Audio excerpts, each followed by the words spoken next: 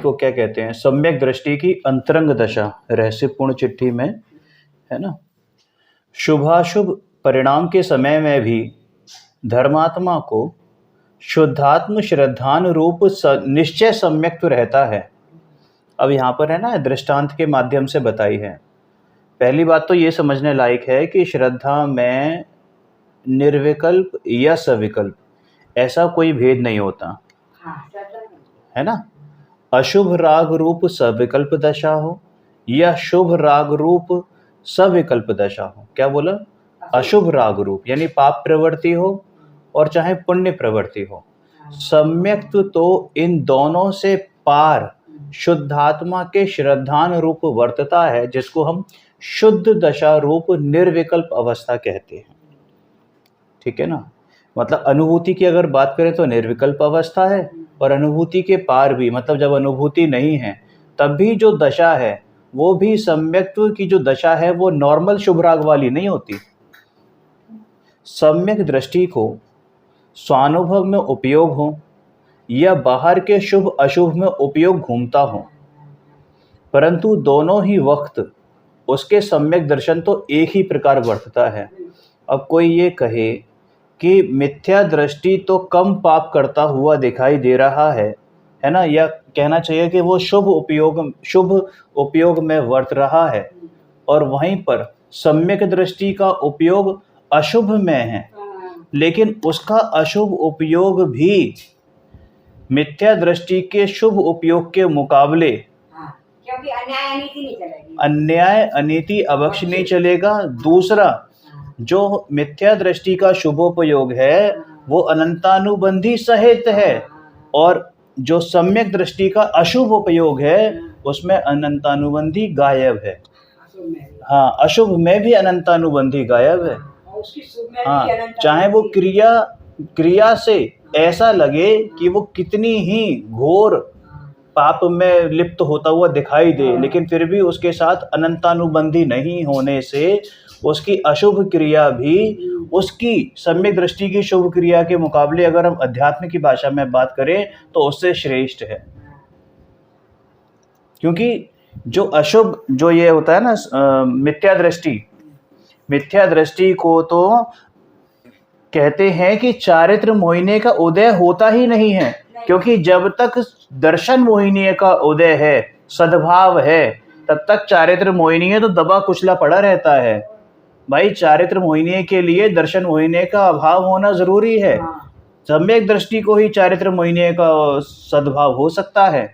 उसी पर यह बात लागू होती है। कोई मिथ्या दृष्टि अशुभ प्रवृत्ति में होता हुआ ये कहे कि अरे अभी तो चारित्र मोहिनी का उदय है और हमें ये है वो है, हम स्वाध्याय कर नहीं पाते, चारित्र मोहिनी का उदय है, और परिवार में लिप्त रहते हैं, चारित्र मोहिनी का उदय है, तो उससे कहते हैं कि भाई तुझ जैसा नाकारा, तुझ जैसा बेशर्म आदमी कोई नहीं है। क्यों? क्योंकि तुझे इतनी समझ नहीं कि ये जो चारित्र मोहिनी है भाई, उसके लिए भी पात्रता चाहिए, और वो पात्रता है दर्शन मोहिनी का अभाव।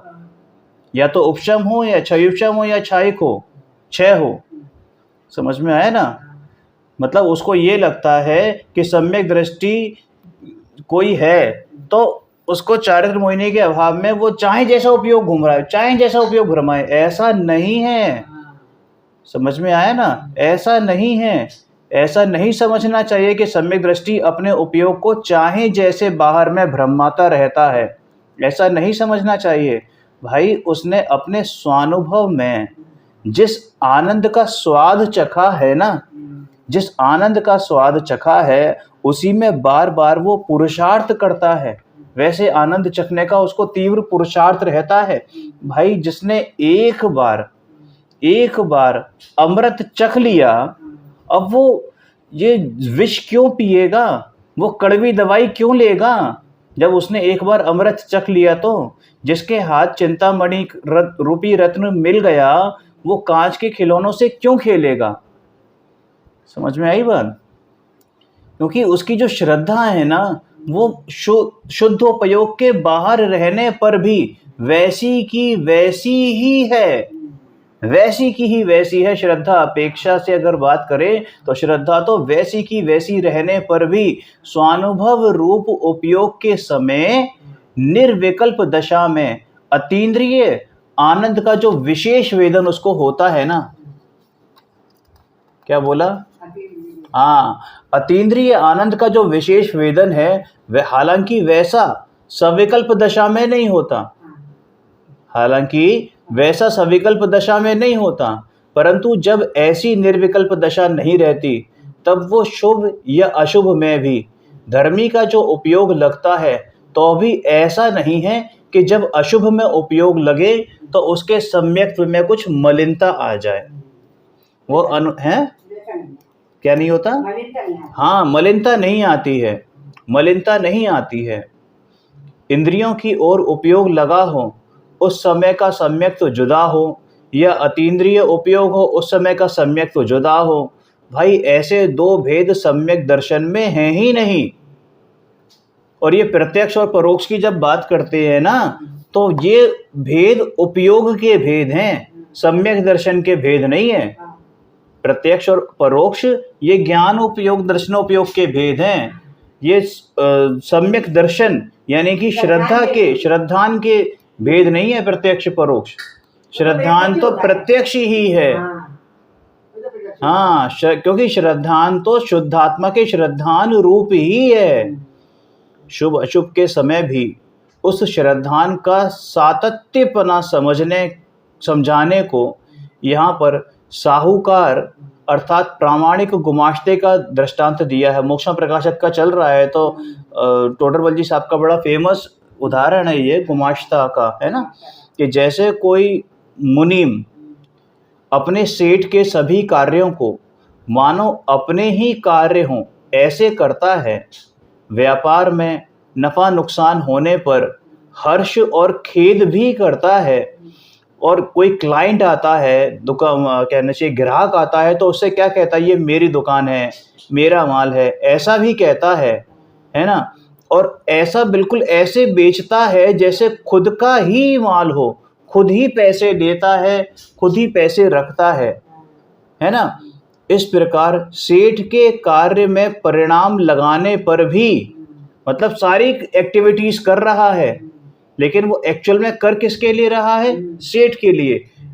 दिख क्या रहा है कि अपने लिए करता हुआ दिख रहा है, लेकिन अंतरंग से उसको ये मालूम है कि इसमें कुछ भी मेरा नहीं है, मुझे तो अपनी मेहनत के पैसे मिलने वाले हैं। क्योंकि ये जितना भी नफा नुकसान हो रहा है वो सारा का सारा सेठ का है, परकीय है। तो वैसे ही धर्मात्मा जीव भी राग की भूमिका के अनुसार विषय कषाय, क्रोध मान, व्यापार धंधा, रसोई आदि अशुभ प्रवृत्ति में पूजन भक्ति, दया दान, ये तीर्थ यात्रा, स्वाध्याय, साधर्मी, वात्सल्य, प्रेम इत्यादि शुभ प्रवृत्ति में उपयोग को लगाता है। समझ में आया ना। लेकिन अंतरंग में उस धर्मी जीव को पता है कि ये सारे कार्य होते हुए भी ये कार्य मेरे नहीं है, मुझसे भिन्न हैं, धर्म इनमें नहीं है। पूजा करता है, कोई भी षट आवश्यक छोड़ता नहीं है, कोई भी षट आवश्यक छोड़ता नहीं है। गुरु उपासना, देव पूजा, गुरु उपासना, है ना, भक्ति, संयम, तप, त्याग, दान, स्वाध्याय सब कुछ करता है। लेकिन फिर भी उस करते हुए समय में भी कर्तृत्व बुद्धि उसके ऊपर हावी नहीं रहती। क्या नहीं रहती? कर्ता पुण्य, कर्तापना उसके ऊपर हावी नहीं रहती। वो उस गुमाश्ते की तरह, उस मुनीम की तरह समझता है कि भाई ये कर्म मेरे लायक नहीं कार्य है, अब जो है सो हो रहा है, अपनी योग्यता से हो रहा है, उदय के अनुसार हो रहा है। ये रागादिक भाव हैं मेरे में हो रहे हैं लेकिन मुझसे भिन्न है, जुदा है। ये सचमुच में यानी निश्चय से मेरे नहीं है। समझ में आया ना।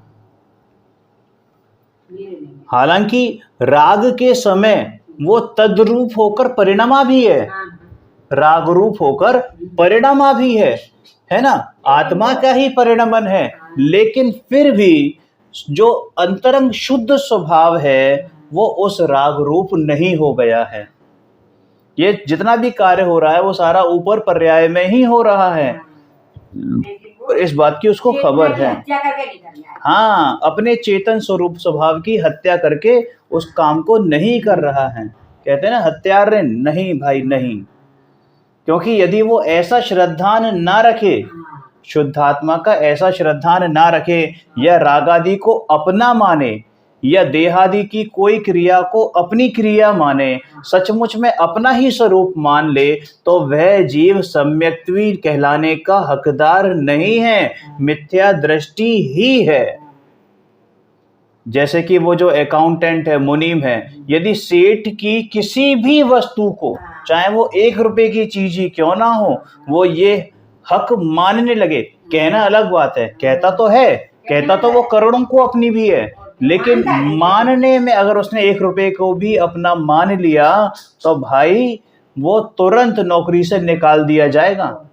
या उसने 1 रुपए भी इधर से उधर कर दिया, अपने घर ले गया कि चलो ये इतनी मेहनत की है, मेरे ही तो है, नहीं, तेरा नहीं है, तू बिना इजाजत उससे 1 पैसा भी नहीं ले सकता। नहीं दे सकता है। ऐसी ही उसकी दशा है। उसको मालूम है कि अगर मैंने ऐसा कुछ किया तो मेरा सेठ मुझे नौकरी से निकाल देगा। समझ में आई ना बात? चोर कहलाएगा, क्या कहलाएगा? हैं? हाँ, चोर कहलाएगा। वैसे परकीय यानी कि ऐसी जो देह आदि की क्रिया है, राग आदि पर भावों की जो क्रिया है या पर भाव है, वो वास्तव में उसके नहीं है, लेकिन यदि वो उनको वास्तव में अपना मान ले, अपना स्वरूप समझ ले, तो वह जीव मिथ्या दृष्टि ही है। हाँ, देखो आज एक बड़ी अच्छी बात आई थी बहन श्री के वचनामृत में, वही किस्मत से अब यहाँ पर भाग्य से इधर वही बात सेम आ रही है कि यह मेरा नहीं, यह सेठ का है। ये बात गुमाश्ता को, उस मुनीम को प्रति समय घोखना नहीं पड़ता, माने उसको रटना नहीं पड़ता। हाँ, वो प्रत्येक कार्य के समय सदैव उसको ये प्रतीति अंदर से है कि ये, जैसे ये शरीर मेरा नहीं है, ये राग मेरा नहीं है, मैं शुद्धात्मा ही हूँ। ऐसे ही है ना, मतलब जैसे उस गुमाश्ता को ये नहीं घोखना पड़ता, ये बार बार भेद ज्ञान नहीं करना पड़ता कि ये शरीर, ये जो है सेठ का है मेरा नहीं है, सेठ का है मेरा नहीं है। एक बार निर्णय हो गया तो हो गया। ऐसे ही ज्ञानी धर्मी जीव को ये मेरा नहीं, मैं तो शुद्धात्मा हूँ, ऐसा बार बार रटना नहीं पड़ता, क्योंकि प्रतीति हो चुकी है। और अब वो, जैसे हमें ये याद नहीं करना पड़ता कि मैं मनुष्य हूँ, ये याद नहीं करना पड़ता कि मैं मोहित हूँ, ये याद नहीं करना पड़ता कि मैं पुरुष हूँ, वैसे ही उसको ये याद नहीं करना पड़ता कि मैं शुद्धात्मा हूँ। ये याद नहीं करना पड़ता कि ये शरीर, ये मान, ये क्रोध, मान, माया, लोभ रूपी जो पर भाव है, विभाव भाव है, ये मेरे नहीं है, ये याद नहीं करना पड़ता। शुभाशुभ परिणाम के समय भी, शुभाशुभ भावों के समय भी उसे समस्त पर द्रव्य और समस्त पर भावों से भिन्न शुद्धात्मा की जो प्रतीति हुई है, वह बनी की बनी रहती है। ये है सम्यक दृष्टि की अंतरंग दशा। कितनी गहरी बात है। थोड़ा सा अगर इसको समझ जाए ना, इसको समझ जाएं कि सम्यक दृष्टि की अंतरंग दशा कैसी होती है, तो और वही दशा का ख्याल करते हुए, वही दशा का भान करते हुए अगर मिथ्या दृष्टि जीव भी उस वैसी ही प्रतीति अपने अंदर लेके आए, वैसी ही रुचि अपने अंदर लेके आए, वैसा ही पुरुषार्थ जागृत करे, तो वो दिन दूर नहीं जब उसको 6 महीने से पहले ही आत्मानुभूति हो जाएगी। भाई, साधर्मी लोग तो ऐसे ही स्वानुभव की चर्चा करते हैं।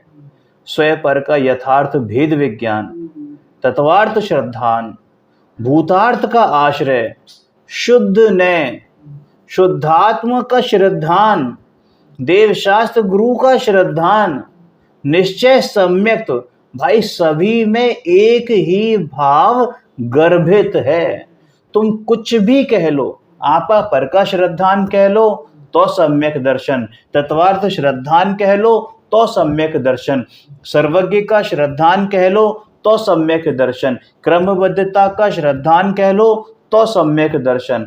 मतलब कुछ भी कहो, ये सब एक ही भाव में गर्भित हैं।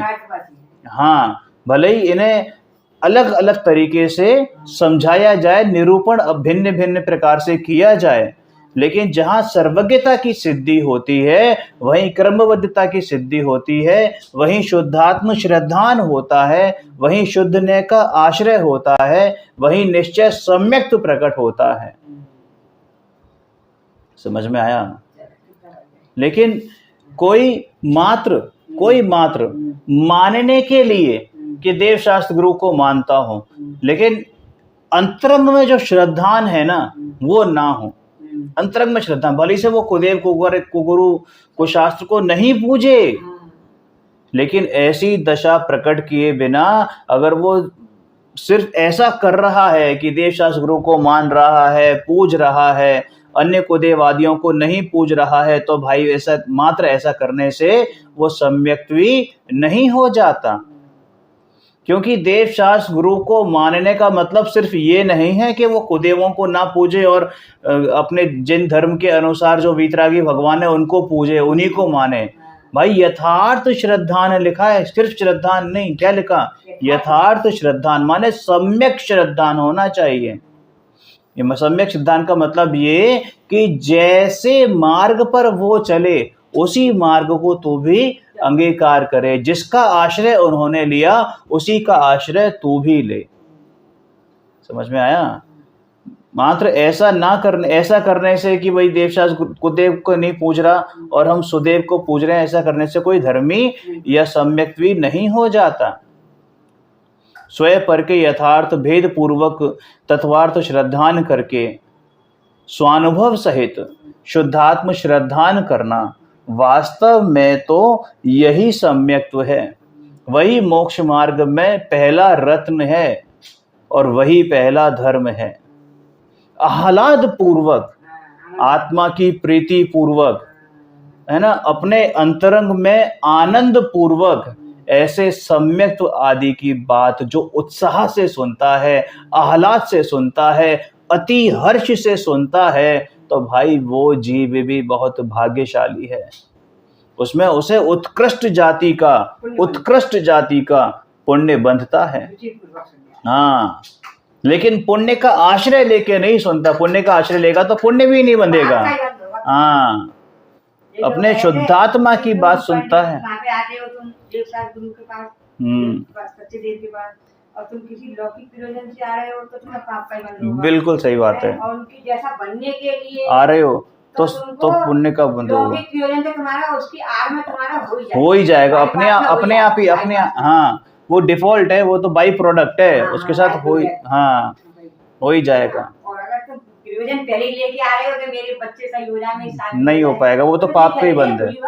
हाँ, तो तुम्हारा पाप का ही बंद करोगे तुम। बिल्कुल 7 नंबर के बिल्कुल वही है ना, कुलाचारी, व्यवहाराभासी और तमाम इसमें दिखाए हैं, बताए हैं 7वें अधिकार में। 7 नंबर के पेज उसमें उत्कृष्ट जाति का पुण्य बंध जाता है, और यह बात समझकर जो भीतर के परिणमन करे वह तो अपूर्व कल्याण को पाता है, और अवश्य में यानी अवश्य ही अल्पकाल में मोक्ष भी पाता है।